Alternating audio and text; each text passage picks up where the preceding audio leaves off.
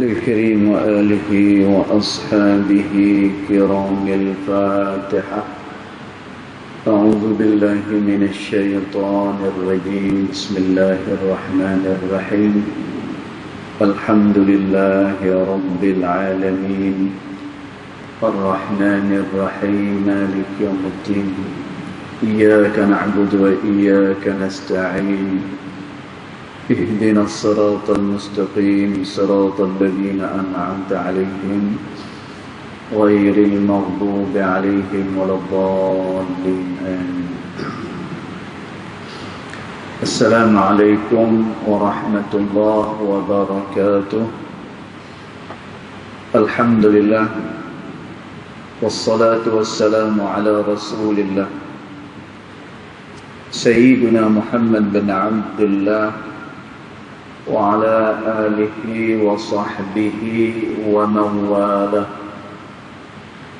أشهد ونشهد أن لا إله إلا الله وأشهد أن محمدا عبده ورسوله. اللهم فصل وسلم على سيدنا محمد عبدك ورسولك النبي الأمي وعلى آله وصحبه وبارك وسلم. ثم أقول رب اشرح لي صدري ويسر لي أمري واحلل عقدة من لساني يفقه قولي أما بعد. قال الله سبحانه وتعالى في تنزيله: لقد كان لكم في رسول الله أسوة حسنة. صدق الله العظيم. ربي أدخلني مدخل صدق وأخرجني مخرج صدق واجعل لي من لدنك سلطانا نصيرا. إلهي أنت مقصودي ورضاك مطلوبي فأعطني محبتك ومغرفتك يا أرحم الراحمين. Alhamdulillah, yang pertama-tamanya kita merafakkan kesyukuran kehadirat Allah Subhanahu wa Ta'ala, yang mana dengan limpah kurnia serta dengan rahmatnya, alhamdulillah, pada malam ni kita masih lagi diberikan keizinan oleh Allah Subhanahu wa Ta'ala untuk dapat bersama-sama di dalam rumah Allah Ta'ala ini. Mudah-mudahan apa yang kita lakukan ianya akan diterima pada sisi Allah Subhanahu wa Ta'ala. Allahumma amin. Tuan-tuan perempuan dirahmati Allah sekalian, kita meneruskan lagi pembacaan kitab Adab Sulukil Murid yang dikarang oleh Al-Imam Al-Habib Abdullah bin Alawi Al-Haddad rahimahullah ta'ala pada ibarat yang berikutnya.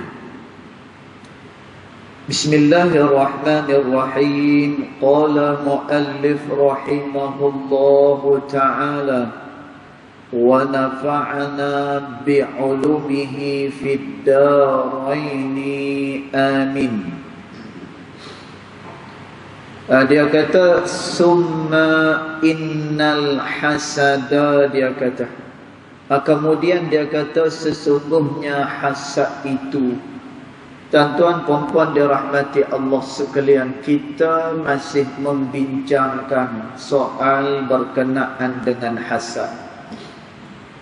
Dan ini semua adalah penyakit-penyakit yang ada pada hati, yang menghalang seseorang daripada dia mendapatkan makrifah, daripada dia mendapatkan petunjuk daripada Allah Subhanahu wa Ta'ala. Seseorang yang nak mendekatkan diri kepada Allah, hendaklah dia mensucikan jiwa dia Tuan-tuan, tu syarat orang yang nak berjalan pada jalan Allah Subhanahu wa ta'ala. Kalaulah dia nak mendekatkan diri kepada Allah, tapi dalam keadaan dia tidak mensucikan dirinya, tuan-tuan, maka dia akan terhalang kerana dia adalah orang yang fasik. Kerana tu disebut di dalam kitab Kifayatul Mubtadi, ulama kata, orang yang mempunyai Islam kemudian dia ada iman tetapi dia tidak ada ihsan. Dan tuan, dia Islam, dia beriman, bukan kata dia tak percaya, dia percaya. Cuma tidak ada ihsan. Dan tuan, ihsan ni adalah mensucikan dirinya daripada segala sifat-sifat yang mazmumah, daripada sifat-sifat yang buruk. Dan tuan, dia tak ada yang tu. Bila dia tak ada yang tu, maka orang ni tergolong dalam golongan orang fasik. Tuan-tuan, siapa dia orang fasik? Yakni orang yang sering melakukan dosa kepada Allah Subhanahu wa ta'ala. Tuan-tuan, orang yang nak berjumpa dengan Allah, orang yang nak berjalan pada jalan Allah Subhanahu wa ta'ala, dia hendaklah mensucikan hati dia, jiwa dia kepada Allah Ta'ala. Sebab tu dia kena tahu dan dia kena faham, kalau dia berjalan pada jalan tasawuf, bukanlah bermakna amalan dia berlain daripada orang. Dan tuan, bila dia berjalan pada jalan tasawuf, bukan kerana dia mendapatkan benda yang pelik-pelik, bukan dia. Kerana tu perkara ni ditegur oleh Al-Imam Al-Qushairi di dalam karangan beliau yang bernama Risalah Al-Qushairiyah. Tuan-tuan, Al-Imam Al-Qushairi dia karang kitab Risalah Al-Qushairiyah. Antara tujuan dia nak menegur sebahagian daripada orang yang beramal. Bila mana dia beramal, maka dia nakkan perkara-perkara yang luar biasa. Kemudian bila dia beramal, dia duk berasa macam dia berada pada alam yang lain. Tuan-tuan, padahal kita beramal ni tujuannya tathhirul qalbi. Tu tujuan dia. Tujuan dia adalah untuk mensucikan hati kita, sehinggalah kita mendapatkan ma'rifah, mendapatkan petunjuk dari Allah Ta'ala. Dan kerana tu Allah Subhanahu wa Ta'ala sebut, esok-esok ni bila nak jumpa dengan Allah Ta'ala, modal dia.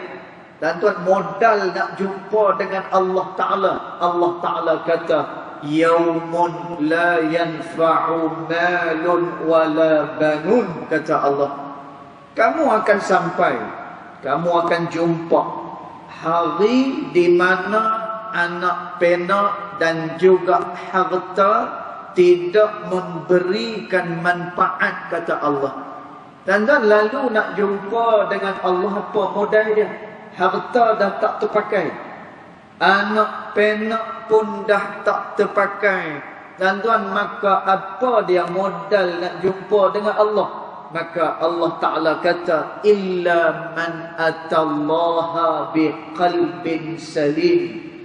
Kecuali, kata Allah, dia datang kepada Allah biqalbin salim, dalam keadaan hatinya suci, bersih, kata Allah Subhanahu wa Ta'ala. Dan jadi nak habaq kat kita, nak beritahu kat kita, orang yang nak mendapatkan tempat pada sisi Allah, nak menjadi orang yang istimewa pada sisi Allah, dia kena mensucikan hati dia, kena sucikan jiwa dia pada Allah. Dan tuan, maka yang kita baca ni salah satu daripada penyakit hati, iaitulah hasad. Dan tuan, hasad ni bahaya.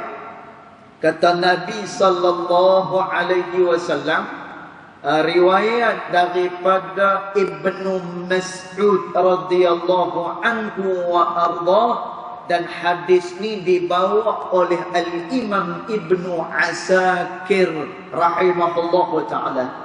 Dan tuan, bahana daripada hasad ni, maka disebut oleh Nabi sallallahu alaihi wasallam, maka tuan-tuan, terjadilah pembunuhan pertama kali di atas dunia antara Habil dan Qabil. Tuan-tuan, kita semua tahu cerita ni. Macam mana, ringkas ceritalah, sebab kita dah tahu benda ni. Tapi disebut oleh Nabi SAW, ini adalah kerana bencana daripada hasad dengki. Dan tuan, dia mencetuskan pembunuhan yang pertama berlaku kepada Habil dan Qabil. Dan tuan, bila mana Qabil punya korban tak diterima oleh Allah Subhanahu wa ta'ala, manakala korban Habil diterima oleh Allah Subhanahu wa ta'ala, dan bila mana Qabil punya cita-cita tak sampai, tuan, dia nak menikah dengan adiknya Habil yang lebih cantik rupa parah dia. Tuan-tuan, dia nak memiliki itu. Tuan-tuan, maka kerana sifat dengki ini berlakulah pembunuhan yang pertama sekali di atas muka bumi Allah Subhanahu wa ta'ala. Maka tu bencana, bahana daripada hasad dengki. Maka kata Imamul Haddad, thumma, kemudian dia kata, innal hasada, sesungguhnya hasad, dia kata, qad yakunu ala umurid dunia. Kadang-kadang dia berlaku kepada perkara-perkara dunia. Dan tu perkara dunia ni lah yang banyak manusia akan hasad kepada orang lain. Dan tuan, kita dah habaq sebelum ni, untuk apa kita hasad kepada orang? Sedangkan bila mana orang tu diberikan nikmat oleh Allah Ta'ala, ini menunjukkan bahawa Allah Subhanahu wa ta'ala mengkehendaki orang tersebut mendapatkan nikmat daripada sisi dia. Dan tuan, tiba-tiba kita pergi hasad dekat dia. Dan tuan, tiba-tiba kita berasa macam tak puas hati dengan dia. Dan tuan, hasad ni makna apa hasad? Hasad ni dia berasa tak puas hati, satu. Yang kedua, hasad ini dia nak supaya orang tersebut tidak lagi mendapatkan nikmat yang dia dapatkan. Tuan-tuan, ni orang yang hasad ni, dia tak senang hati, kemudian dia nak supaya nikmat tu tak boleh ke orang ni. Berbeza dengan ghibtah. Tuan-tuan, dia ada satu lagi yang menyerupai dengan hasad, namanya ghibtah. Tuan-tuan, ghibtah ni dia lagu mana? Ghibtah, dia hanya sekadar tak puas hati dengan orang tu, tetapi dia tak sampai kepada peringkat nak supaya nikmat itu tak dapat kepada orang tersebut. Tuan-tuan, ni hasad ni bisa kerana jahat hasad ni. Kerana tu kata Nabi sallallahu alaihi wasallam, al-hasadu ya'kulul hasanat. Orang yang hasad ni, segala kebaikan dia musnah. Tuan-tuan, dia sembahyang, musnah sembahyang dia. Tuan-tuan, dia sedekah, musnah sedekah dia. Apa pun juga kebaikan yang dia buat, musnah. Kerana apa? Dia ada hasad dengki kepada orang lain. Tuan-tuan, pasal apa? Besar macam tu sekali hukuman pada orang yang hasad ni.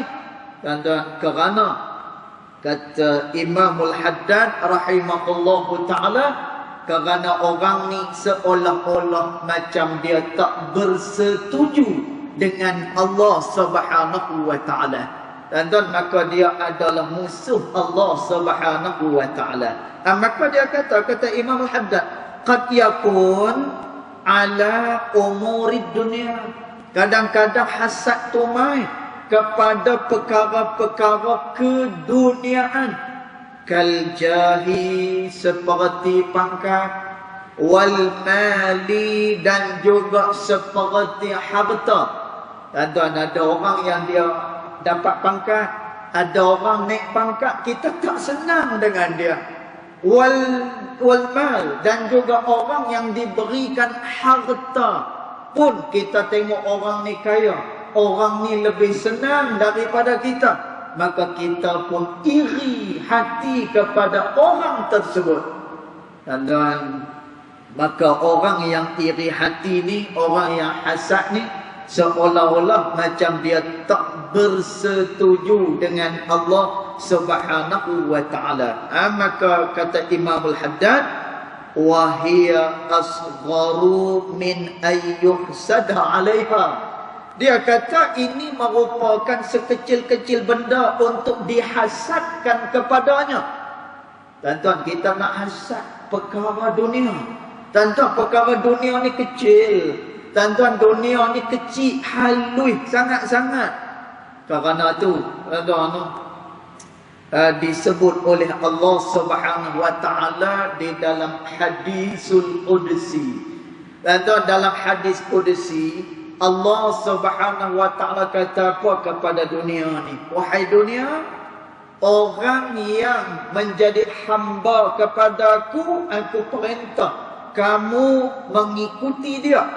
Tuan-tuan, di dalam hadis qudsi, maknanya orang yang mencari Allah Ta'ala, maka dunia akan mengikuti dia. Tuan-tuan, akhir apa ni, dunia akan datang pada dia. Sebab tu kata Nabi SAW, man aradal akhirah, siapa-siapa yang mengkehendaki kehidupan akhirat, maka nescaya dunia akan mengikuti dia. Tuan-tuan, dunia ni dia kecil sangat. Bahkan disebut oleh Nabi SAW, ad-dunya mal'unah. Dunia ini dilaknat oleh Allah Subhanahu wa ta'ala. Tuan-tuan, dunia ni dia dilaknat oleh Allah Subhanahu wa ta'ala. Habis itu siapa dia yang tak dilaknat oleh Allah Subhanahu wa ta'ala? Dua golongan. Tuan-tuan, yang pertama, muta'abbid billah. Dia mengabdikan diri kepada Allah. Itu pertama. Yang kedua, az-zakirina lillah, iaitulah orang yang senantiasa berzikir kepada Allah Subhanahu wa ta'ala. Tuan-tuan, jadi tak padan lah. Tuan-tuan, tak padan kalau dia nak dengki, nak iri kepada orang dengan perkara-perkara dunia. Sebab itu kata Imamul Haddad, wahiyya asghar min ayyuhsada 'alaiha. Ini benda yang kecil untuk dihasadkan kepada dia. Tuan-tuan, kerana tu kita dibenarkan hasad pada dua perkara. Dibenarkan. Tuan-tuan, kata Nabi SAW, hasad ni diharamkan melainkan pada dua perkara. Yang ni boleh. Tuan-tuan, pasal pada dua perkara ni kita boleh nak iri. Pasal pada dua perkara ni boleh nak berlumba, kerana dua perkara ni besar nilaian dia pada sisi Allah. Kalau boleh berlumba dengan dua benda ni, tuan-tuan, apa dia? Yang pertama, orang yang diberikan harta oleh Allah, dia menginfakkan harta pada jalan Allah Subhanahu wa ta'ala. Tuan-tuan, orang yang infak harta ni, pahala dia berpanjangan. Berpanjangan, tuan-tuan. Dia bagi kepada ma'had tahfidz, dia beri kepada orang mengaji agama, dia beri kepada orang yang memerlukan. Tuan-tuan, selama mana kebaikan itu berjalan, selama itulah dia mendapatkan kebaikan daripada Allah Subhanahu wa taala. Kerana tu dalam hadis Nabi SAW ada pahala yang berterusan sampai bila-bila. Dan apa dia? Sedekatun jariyatun, sedekah yang terus mengalir. Tuan-tuan, Masya Allah, no? Banyaknya pahala orang yang bila dia infakkan harta pada jalan Allah Subhanahu wa taala. Tuan-tuan, sebagai contohlah, nah, dia beri kepada orang yang hafal Al-Quran misalnya. Tuan-tuan, orang yang hafal Quran ni dia disebut sebagai hamalatul Quran, orang yang membawa Al-Quranul Karim. Tuan-tuan, Masya Allah, nak cerita kelebihan orang hafal Quran ni, ya? Pernah pada zaman Nabi SAW. Cerita ni ada dekat dalam kitab At-Tibyan fi Adab Hamalatil Quran yang dikarang oleh Al-Imam An-Nawawi rahimahullahu ta'ala. Dan orang yang mahir Quran, orang yang hafal Quran, pernah pada zaman Nabi SAW, bila nak dikebumikan dua orang sahabat Nabi ni, dan nak dikebumikan dia, nak dimasukkan dia dalam lahat ni. Kemudian sebelum turun ni, Nabi tanya, antara dua orang ni mana yang lebih mahir Al-Quran? Nabi tanya. Dan siapa dia yang lebih mahir Al-Quran? Maka sahabat-sahabat mengisyaratkan kepada salah seorang daripada dua jenazah ni. Sahabat tunjuk, dia ni ya Rasulullah yang mahir Al-Quran. Tuan-tuan, dengan tangan Nabi yang mulia, Nabi kata apa? Turunkan dia dulu. Tuan-tuan, apa maksud daripada perbuatan Nabi ni turunkan dia dulu? Tuan-tuan, maksudnya orang yang hafal Quran, mahir Al-Quran adalah orang-orang yang dimuliakan oleh Allah Subhanahu wa taala. Kerana tu orang yang boleh menjadikan anak-anak mereka penghafal Al-Quran. Tuan-tuan, tapi tuan-tuan jangan paksa lah. Jangan paksa, kan? Kalau nak didik masa mula-mula hari tu, nah, kalau umur dah 17, kalau umur dah 18, setakat habak boleh. Setakat habak boleh. Abang lepas SPM ni tak nak pergi Darul Quran ke, hafal Quran. Setakat tu boleh. Jangan tuan-tuan pergi paksa dia. Abang lepas ni hafal Quran. Tak boleh. Hafal Quran ni dia minat dan dia mesti kena hadap Al-Quran. Kawan saya hafal Quran dululah, kami masa di Ma'at Tahfiz. Datang kawan saya sampai pukul 2 pagi, 3 pagi. Nak hafal tak masuk-masuk, tak masuk-masuk. Bayang tengok bang. Dan kadang-kadang kita dah hafal elok dah, esok tasmih dengan tok guru. Tuan-tuan, tasmih elok dah tasmih. Tuan-tuan, dah hantar tasmih lupa. Tuan-tuan, nah, penyakit orang hafal Quran ni, dia lupa bila mana dia tidak mengulang Al-Quran. Jadi tuan-tuan, orang yang hafal Al-Quran ni, kata guru saya lah, dia kata apa? Tuan-tuan, dia kata orang hafal Quran ni dia kena terima sampai mati, dia kena mengulang Al-Quranul Karim. Tuan-tuan, sebab tu tak boleh paksa lah. Jangan paksa. Abang lepas ni pergi tahfiz. Kita pergi paksa dia. Paksa tak menjadi, tak jadi. Pasal benda ni dia kena berteleku lama, dia kena duduk lama. Jadi kalau nak suruhlah ni yang kecil-kecil ni tu, tuan-tuan tanamkan apa ni, depa minat untuk hafal Al-Quranul Karim. Maka Nabi sebut orang yang menjadikan anak-anak mereka itu penghafal Al-Quranul Karim, Masya Allah, tuan-tuan, mak bapak dia akan dipakaikan dengan mahkota daripada syurga Allah Subhanahu wa ta'ala. Bersinak-sinak mahkota tersebut. Dan tuan yang dirahmati Allah sekalian, mulia orang yang hafal Quran. Jadi orang yang menginfakkan harta pada orang-orang yang macam ni, tuan-tuan, tercapai dia menjadi seorang yang hafal Al-Quran disebabkan daripada harta kita. Tuan-tuan, kata Nabi SAW, tidak mengurangkan sedikit pun daripada kebaikan yang dilakukan oleh orang tersebut kerana infak daripada harta kita. Tuan-tuan, Masya Allah, tabarakallah. Jadi kata Nabi SAW, kalau adalah orang yang infakkan harta dia pada jalan Allah, maka kamu kena iri dengan dia. Dan pasal apa? Dia dapat kebaikan. Setiap kali dia infakkan harta, benda tu jariyatun. Dia jadi berterusan mendapat kebaikan daripada sisi Allah Subhanahu wa ta'ala. Tuan-tuan, Masya Allah, sebab itu kata Nabi SAW, ni'mal mal fi yadis salihin. Sangat baik, kata Nabi, kalau harta ni boleh ke tangan orang-orang yang saleh. Tuan-tuan, pasal apa? Orang saleh dia akan infak harta dia pada jalan Allah Subhanahu wa ta'ala.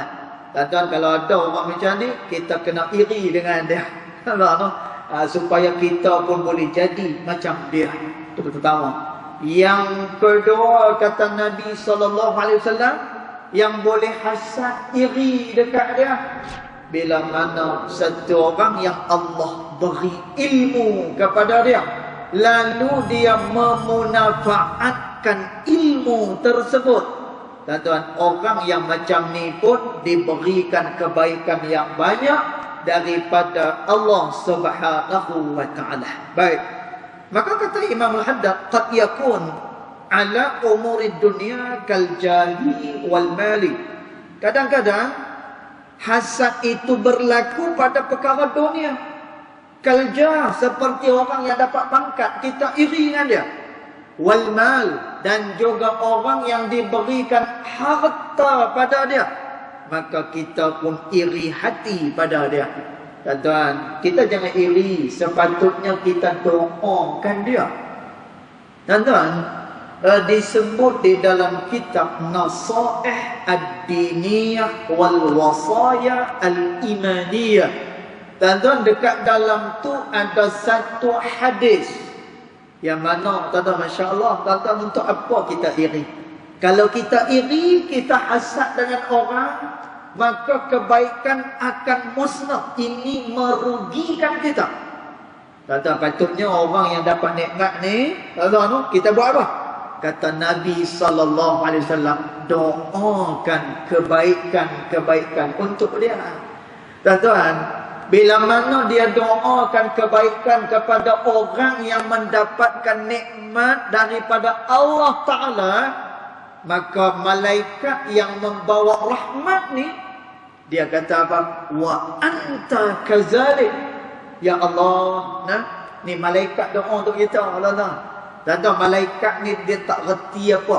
Malaikat yang dia reti hanya beribadat kepada Allah. Ketika mana Nabi SAW pergi ke Baitul Ma'mur dalam peristiwa Isra' dan juga Mi'raj. Dan Nabi masuk ke Baitul Ma'mur. Dan Nabi masuk dalam tu, Nabi tengok dan Nabi cerita. Dan bacalah dalam kitab Tuhfatul Muhtaj yang dikarang oleh Syekh Daud Al-Qatani rahimahullahu ta'ala. Dia cerita secara tuntas berkenaan dengan Isra' dan juga Mi'raj. Dan Nabi masuk dalam Baitul Ma'mur. Dan malaikat ni, Masya Allah, Nabi kata, malaikat ni kalau dia berdiri, dia akan terus berdiri. Dia takkan rokok dah. Melainkan bila mana dia diperintah oleh Allah rokok, baru dia rokok. Tuan-tuan, kalau dia rokok, dia tak akan i'tidal. Melainkan Allah Ta'ala suruh dia i'tidal, baru dia i'tidal.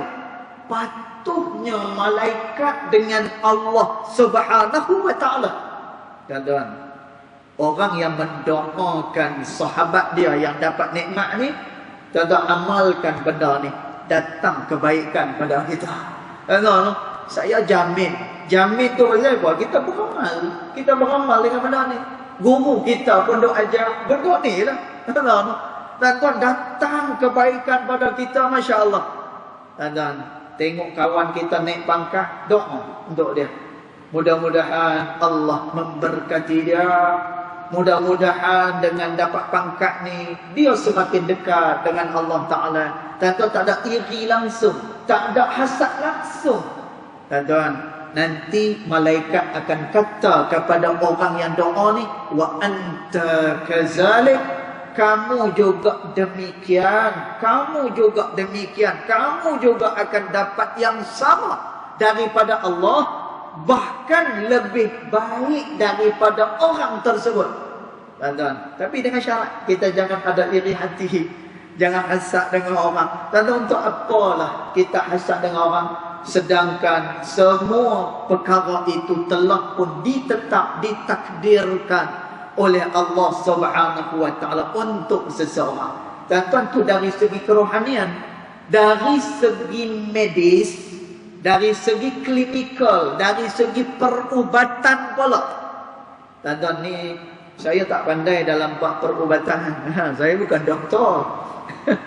Tuan-tuan, kan saya pernah cakap dulu kan dalam kuliah, kalau kereta rosak, hantar di foreman. Jangan hantar dekat ustaz, kan? Kalau hantar dekat ustaz, dia jadi merapu sekali.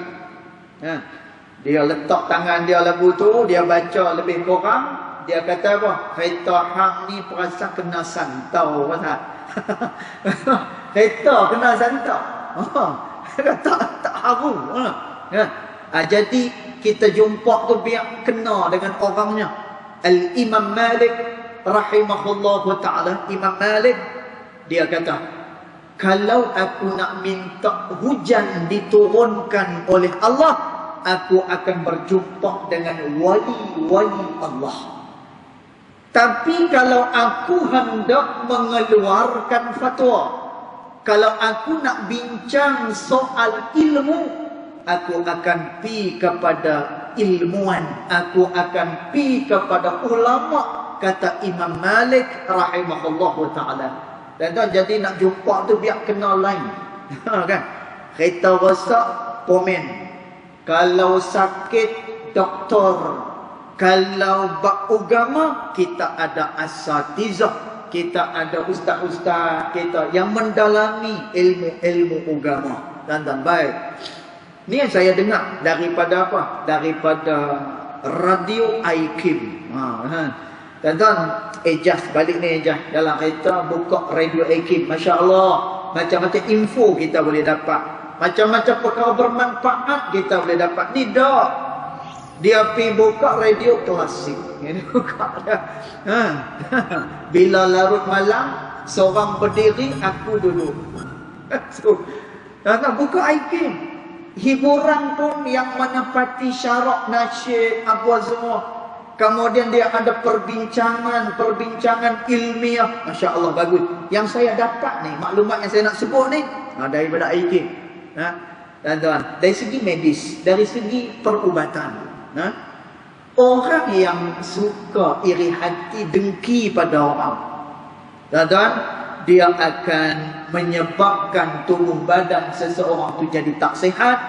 Terutamanya dia punya rentak jantungnya tidak akan sekata. Dan bila benda ni lama, dia layan lama benda ni, tuan-tuan, dia akan mengakibatkan orang ni, dia punya kesihatan dia akan terjejas.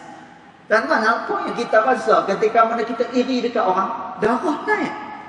Kita iri dekat dia. Tuan-tuan, darah naik, kita duk rasa macam berpeluh tiba-tiba. Tuan-tuan, ini benda-benda yang tak elok untuk kesihatan tubuh badan kita. Dia elok lagu mana tubuh badan ni? Tenang. No? Dia elok kita ni relax. Tu elok untuk tubuh badan kita. Jadi tuan-tuan, puan-puan dirahmati Allah sekalian, kecil sangat. Nah, kata Imam Al-Haddad, untuk dia hasad kepada orang pada perkara-perkara dunia. Tuan-tuan, sepatutnya bila orang tu dapat nikmat, tadahkan tangan kita, kemudian berdoa pada Allah Subhanahu Wa Taala. Tuan-tuan, untuk kita hakis rasa benci, rasa iri, rasa hasad pada satu orang, tuan-tuan, kita nak kena banyak buat pertemuan mahabbah dengan orang tersebut. Dan juga saling bertukar-tukar hadiah dan saling memberikan salam. Dan ini diajak oleh Nabi SAW. Nak hakis hasad ni, dan makin kita iri dengan dia, makin kita jumpa dia, salam dengan dia, peluk dia. Kerana kata Nabi SAW, Nabi kata, nak tak aku tunjukkan pada kamu, kata Nabi, bila kamu buat perkara ni, maka kamu akan tahabbtum, kamu akan saling berkasih sayang, kata Nabi. Dan kalau kita nak jaga hubungan kekeluargaan, buat benda ni. Nak jaga hubungan sesama sahabat handai, tuan-tuan, jaga benda ni. Nabi kata, nak tak aku tunjuk pada kamu, kamu buat benda ni, tahabbtum, maka kamu akan saling berkasih sayang, kata Nabi SAW. Tuan-tuan, apa dia benda-benda tersebut? Tuan-tuan, yang pertama sekali, afsyus salam, berikanlah salam pada orang. Tuan-tuan, sebarkan salam. Tuan-tuan, sebarkan salam, berikan salam. Kata Nabi, beri salam kepada orang yang kamu kenal dan juga orang yang tidak kamu kenali. Beri salam pada dia. Tahabbtum, kamu akan berkasih sayang, kata Nabi. Satu. Yang keduanya, saling memberikan hadiah. Tuan-tuan, berikan hadiah. Ada apa yang kita masak, beri kat jiran. Tuan-tuan, ada apa-apa nikmat sikit, kongsi dengan orang. Tahabbtum, maka kamu akan berkasih sayang, kata Nabi. Tuan-tuan, kemudian Nabi kata apa? It'amut ta'am, berikanlah makan kepada orang, belanja orang makan. Tuan-tuan, belanja orang makan. Tahabbtum, maka kamu akan berkasih sayang, kata Nabi SAW. Tuan-tuan, bila kita berkasih sayang ni, tak ada lah penyakit ni. Nah, penyakit hasad ni tak ada. Bahkan kita akan redha dengan sahabat kita. Bahkan kita akan mendoakan dia. Tuan-tuan, tadi kita sebut, bila dia doakan saudara dia yang dapat nikmat, malaikat ni, dia pun angkat tangan kepada Allah. Wa anta kazalik, kamu pun dapat benda yang sama, bahkan lebih baik lagi daripada sisi Allah Subhanahu wa Ta'ala.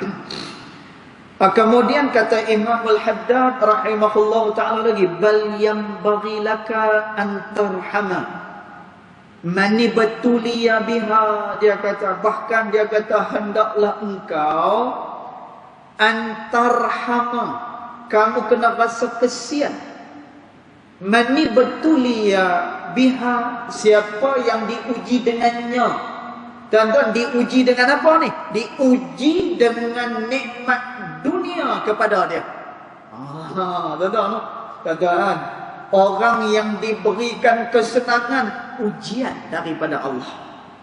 Orang yang diberikan nikmat dunia yang banyak adalah apa dia? Ujian daripada Allah Subhanahu wa Ta'ala. Tuan-tuan, macam mana ujian ni? No? Bila mana dia berasa senang, dia tak pernah berasa susah.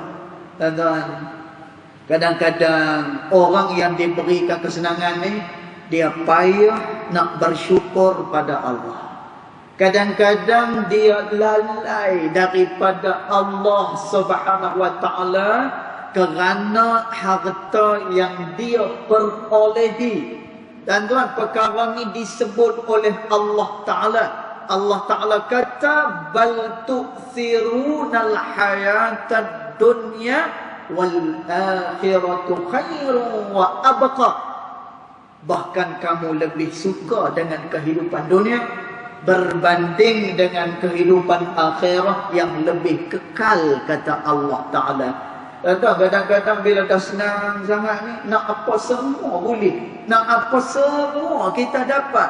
Dan kadang-kadang dunia ni melalaikan kita. Pangkat pun macam tu juga.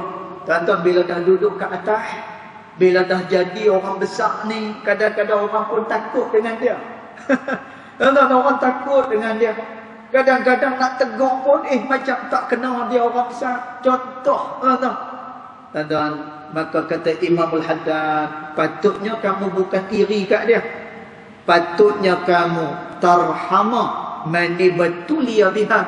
Patutnya kamu kesian kerana dia sedang diuji oleh Allah Subhanahu wa taala dengan keduniaan tersebut.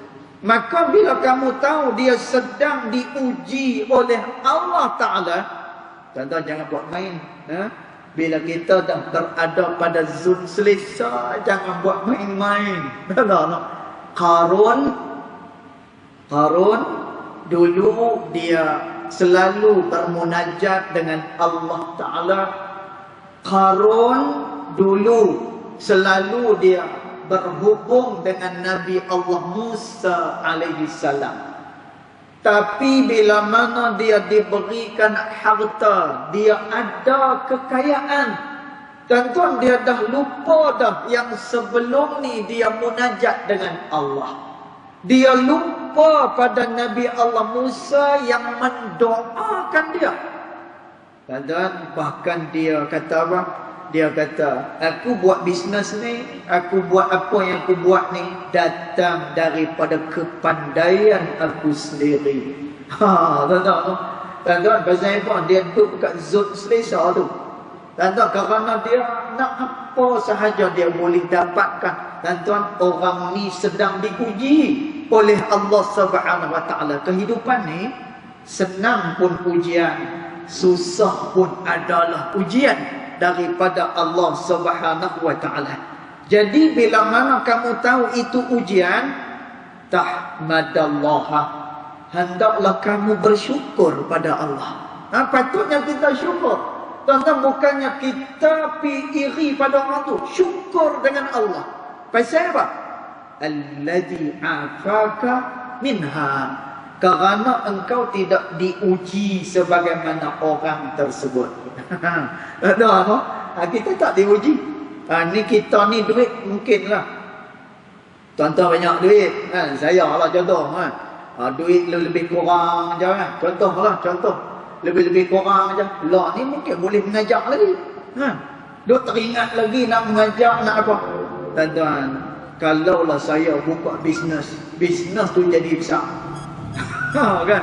Bisnes pula masyuk kata orang kan. Orang niaga kata masyuk. Masuk ni niaga ni. Tuan-tuan, tiap-tiap hari Isnin telefon Tok Imam, malam ni tak dan berasa nak mengajar malam ni. Tak dan dah nak mengajar. Dia duk kira hal tu je lah. Duk kira hal tu. Mengajar ni kira dah tak ada dah. Maka kata Imamul Haddad, patutnya tahmadallah, kamu bersyukur dengan Allah, alladzi afaka minha, kerana engkau diselamatkan daripadanya. Wa qad yakunu ala umuril akhirati kal ilmi was salahi, dan kadang-kadang hasad itu dia boleh mai juga ala umuril akhirat, kepada perkara-perkara akhirat, kal ilmi, seperti ilmu, wassalah, dan juga amal saleh kepada Allah Subhanahu wa taala. Dan tuan, golongan yang berjalan pada jalan Allah Taala juga mereka tidak selamat dan terancam dengan sifat hasad ni. Ada orang yang diberikan ilmu, ada orang yang diberikan pada dia boleh melakukan amal saleh dengan begitu banyak kepada Allah. Kadang-kadang orang pun boleh hasad kepada orang-orang yang diberikan ilmu dan juga beramal saleh kepada Allah Subhanahu wa taala. Dan tuan, apapun juga kita pakat-pakat jaga hati kita. Mudah-mudahan kita diselamatkan daripada segala mihnah ujian ini, dan mudah-mudahannya juga kita adalah orang yang diterima pada sisi Allah Subhanahu wa taala. Untuk ibarat yang ni nanti kita akan terang pada pertemuan yang akan datang insya-Allah. Yang baik datang daripada Allah Subhanahu wa taala, yang tidak baik datang daripada kejahilan diri saya sendiri, walaupun hakikat kedua-duanya datang daripada Allah Subhanahu wa taala. Bismillahirrahmanirrahim. Alhamdulillahirabbil alamin, wassalatu wassalamu ala asyrafil anbiya'i wal mursalin wa ala alihi wa sahbihi ajma'in. Allahumma ighfir lana ma akhtana wa ma ta'ammudna wa ma asrarna wa ma a'lanna wa ma anta a'lamu bihi minna. Antal muqaddim wa antal muakhir. La ilaha illa anta subhanaka inna kunna minadh dhalimin. وصلى الله على سيدنا محمد وعلى آله وصحبه وبارك وسلم والحمد لله رب العالمين والله أعلم.